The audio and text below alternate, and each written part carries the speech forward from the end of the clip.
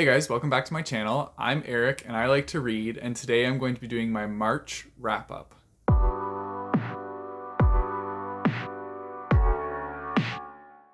So as many of you know, I read some bigger books in the month of March, and some of them a lot of people know about, specifically this one, Akotar. So I dipped my toes into the world of Sarah J. Maas and read this book as a buddy read with my friend Sam. I'll link his channel in the description down below so you can check it out as well.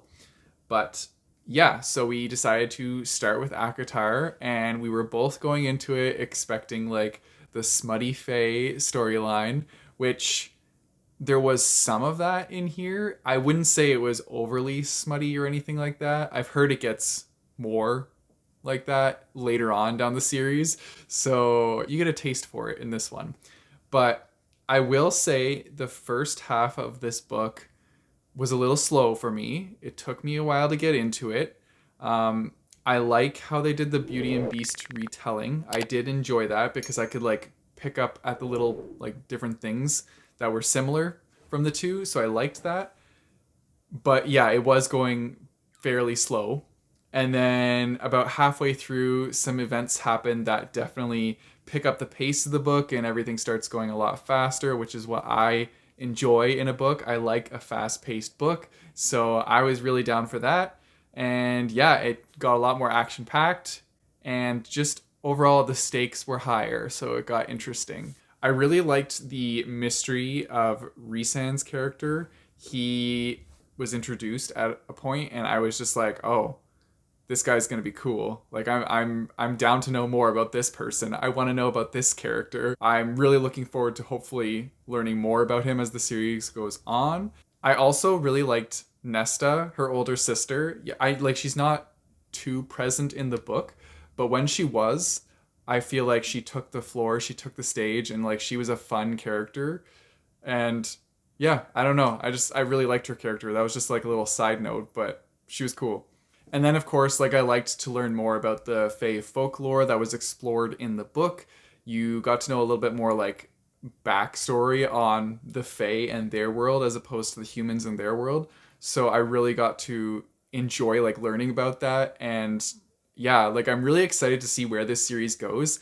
This was overall a really good starting book, and I feel like it could just pick up and have so much more to it, which I'm really looking forward to like discovering all the other things that happen in this world, considering that this world was like split into so many different regions and you only got to explore some of them in this book. So I'm really hoping that you get to see other parts of this magical world that was created. And yeah, I'm really looking forward to continuing the series. And yeah, so I guess I'm a Sarah J. Maas fan now. I mean, I only can judge off of one book, so I don't really know yet, but I'm liking it so far, so we'll see how I feel about the rest of her stuff. I also didn't really like Tamlin. I found his character kind of boring. I was very intrigued by his like right-hand man Lucian. I thought he was pretty cool, but yeah, Tamlin, for a main character, he just, I don't know, I was just kind of bored by him. So yeah, I don't know. We'll see where the series goes, but yeah, I did really enjoy it. So I ended up giving this book a 4 out of 5 stars. Then I took a little breather and read a graphic novel, and this one is 5 Miles South of the Universe. So this was a pretty cool one. It was essentially Rogue, Gambit, and who else? Magneto. They go on like this rescue mission to rescue some of the X-Men that like went out to a spaceship to save these people, and then they like lost touch with them.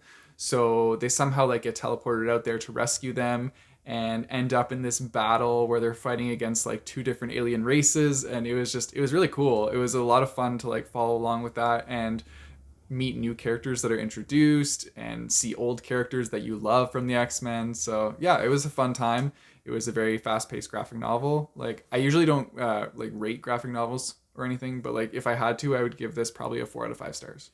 Then I picked up Boy Meets Boy by David Levithan, and this was a LGBTQ plus contemporary book.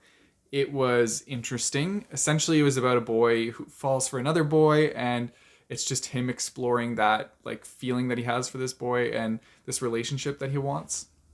So the thing that I didn't really like about this book is because it was very like insta lovey, and I don't know. Like, even if you were, I get like being in high school and having like all those supercharged emotions, and maybe it's just because I'm older now that like I see differently, but I feel like if you saw this person and then all of a sudden you're immediately like I love them, I like it just doesn't work. I don't know. But yeah, also some of like the situations that the main character got into in this book, I feel like they were blown like way out of proportion and they didn't need to be, which is probably why they did it because it's dramatic for the book. So I get that. There was a short story at the end about another character in this book, and I almost liked the short story more than this book overall. So, yeah. But like I got to know that character in the short story as the book went on. So I like grew an attachment to that character. I will say that I would like to applaud this book for the amount of LGBTQ plus diversity they have in this high school, because that was really refreshing to read about. I don't know if it's just like the small hometown that I came from, but there was not much diversity in our high school. And yeah, so it was nice to like see that represented in a book. And I really enjoyed that. Yeah, so overall, I gave this book a 3 out of 5 stars. Next up, I read Legendborn by Tracy Dion. I did this one as a buddy read with Mo from the Roomies Digest. And yeah, we both really loved this book. She actually like sped along further than I did and just like finished it really quick. She's like, yeah, by the way, I'm already done the book. So like, let me know when you're done and then we can talk. And I was like, okay, well, I guess I will spend this weekend just crushing through this book, which I did. And it didn't take that long because this book is really good and it has a really like pretty like fast pace to it. So you can like stay along with it the whole time and just like be invested in the characters. That's another thing that I really liked about this book, is that the characters were really well developed and you like are attached to them. This book was an Arthurian retelling and I really enjoyed how they did the Arthurian retelling. The magic system was really cool. I can't really go too much into the magic system because I don't want to like give anything away, but the way it was done in this book was very cool. I am like so excited to read the next book in this series whenever it comes out. Like it's probably going to be one of those instant buys because I liked this book so much that I just want to know what happens in the next one. Another good point about this book is that it really dives deep and explores the emotion of grief because like as you know, the book starts off with the main character's mom passing away in a car accident. And so throughout the entire book, the main character is struggling with this grief. And this was actually something that Marcus mentioned when he read the book. He noticed that and said that it was really well done. And then I picked up on it when I read it too, and I was like, wow, this is like actually really well done. They're exploring her grief throughout the book. It's affecting all her decisions and what she does day to day. And it's also like pushing her to go farther and do what she needs to do. And yeah, it was just really refreshing to see her like explore that emotion and have it come out through like this interesting plot line. And then of course I really liked a side character named Alice, who is the main character's best friend. I just loved Alice. She's such a little peanut and she's like such a good friend too. It's really nice to see like that really good friend that is just there for you and always has your best interests at heart. Even if you don't think they're the best interests for yourself, that friend still knows like deep down what's good for you and they're there for you. And so Alice is like that person and I really liked her and I hope to see more of her. Yeah, I enjoyed this book a lot. Can't wait for the next one. And I gave it a 5 out of 5 stars. Then I read a collection of short stories. So that is called A Phoenix First Must Burn. And so this is a collection of 16 stories of Black girl magic, resistance, and hope.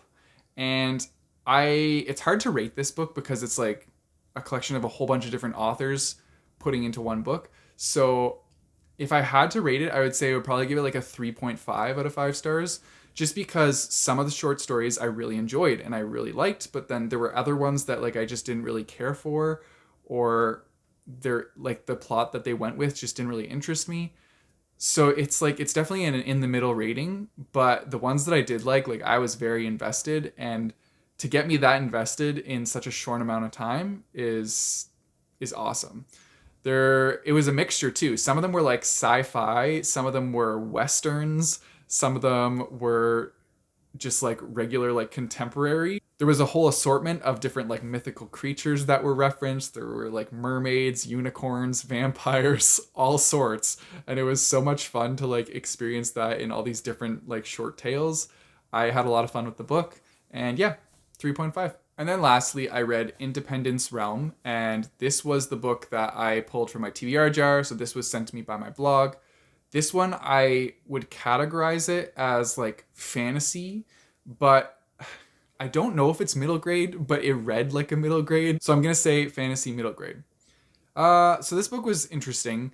I like, it was okay.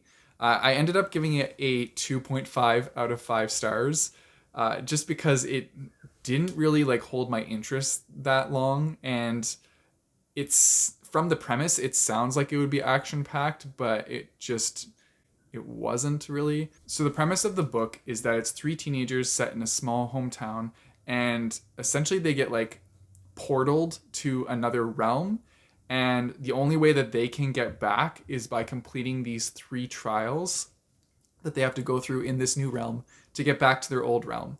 And so they're working together with other characters that are brought up in the book to get home. And yeah, the book, it just seemed very like cookie cutter middle grade. They have a mission, they like go on this mission, and then they get to go home. Like that's kind of like the mission. Not everything happens as it's planned out, and that's the thing is like I was hoping that there would be some little surprises for me, but like nothing really did surprise me. I felt like everything was like coming upon them very easily, and even like some of the trials were kind of easy. I don't know. I also wasn't really invested in any of the characters. I didn't feel like they had a lot to them. They seemed very two-dimensional. And the only reason I wasn't sure if this was middle grade is because there were some battle scenes in this book that got very gory.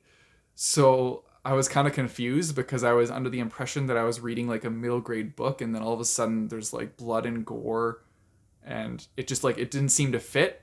So yeah, I don't know. I just didn't really know how to feel about this book, but like I wasn't drawn to pick it up or keep reading it. It was just okay. Yeah. So I ended up giving it a 2.5 out of 5.